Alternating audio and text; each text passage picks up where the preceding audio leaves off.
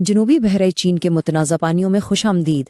یہ صرف سمندر نہیں ہے، یہ مچھلیوں کے ذخائر، قدرتی وسائل اور دنیا کے کچھ مصروف ترین تجارتی راستوں کا مرکز ہے۔ لیکن یہی پانی اب ایک خطرناک محاذ بن چکا ہے۔ آئیے دیکھتے ہیں کہ آخر ایسا کیوں ہے۔ اس سارے مسئلے کو سمجھنے کے لیے یہ ایک جملہ ہی کافی ہے۔ یہ طاقتور بیان اس جغرافیائی تنازع کو سیدھا ایک ذاتی کہانی سے جوڑتا ہے۔ یعنی یہ صرف سمندری حدود کا جھگڑا نہیں، بلکہ ان لوگوں کی زندگیوں کا سوال ہے جو نسلوں سے ان پانیوں پر اپنی روزی روٹی کے لیے انحصار کرتے آئے ہیں۔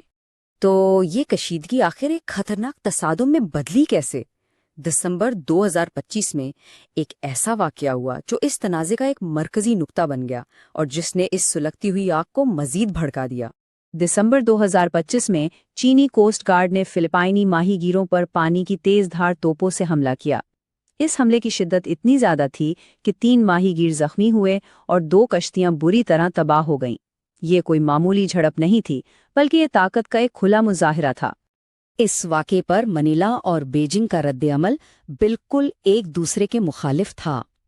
فلپین نے اسے ایک ناقابل جواز جارحیت کہا، جبکہ چین نے الٹا فلپائنی ماہی گیروں پر ہی اشتعال انگیزی کا الزام لگا دیا۔ یہ دونوں ممالک کے درمیان گہرے سفارتی اختلافات کو واضح کرتا ہے۔ لیکن سوال یہ ہے کہ یہ تصادم ہوا ہی کیوں؟ اس کا جواب نقشے پر کھینچی گئی لکیروں اور سمندر پر ملکیت کے بالکل مختلف دعووں میں چھپا ہے۔ آئیے اس بنیادی تنازع کی تہہ تک چلتے ہیں۔ تو اس تنازع کی جڑ میں 2 بالکل مختلف دعوے ہیں۔ ایک طرف فلپین ہے، جس کا دعویٰ اقوام متحدہ کے سمندری قانون یعنی UNCLOS پر مبنی ہے، جو اسے اپنے ساحلوں کے قریب وسائل پر خصوصی اقتصادی حقوق دیتا ہے۔ دوسری طرف چین ہے، جو ایک تاریخی نقشے کی بنیاد پر 9 لائن کا حوالہ دے کر تقریباً پورے جنوبی بحیرہ چین پر اپنی خود مختاری کا دعویٰ کرتا ہے۔ اور یہاں ایک بہت اہم نقطہ ہے۔ 2016 میں ایک بین الاقوامی عدالت نے چین کی اس تاریخی دعوے کو قانونی طور پر مسترد کر دیا تھا۔ اس کے باوجود بیجنگ اس فیصلے کو ماننے سے انکار کرتا ہے، اور یہی اس تنازع کا سب سے پیچیدہ پہلو ہے۔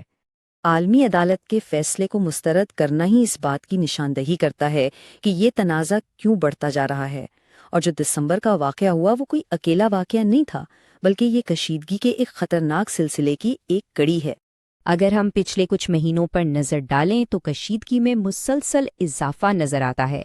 چینی جہازوں کا بار بار فلپائنی کشتیوں کا راستہ روکنا، پھر اگست میں ایک تصادم اور آخرکار دسمبر میں پانی کی توپوں سے حملہ۔ یہ سب واقعات ایک بڑھتے ہوئے بحران کی طرف واضح اشارہ کر رہے ہیں۔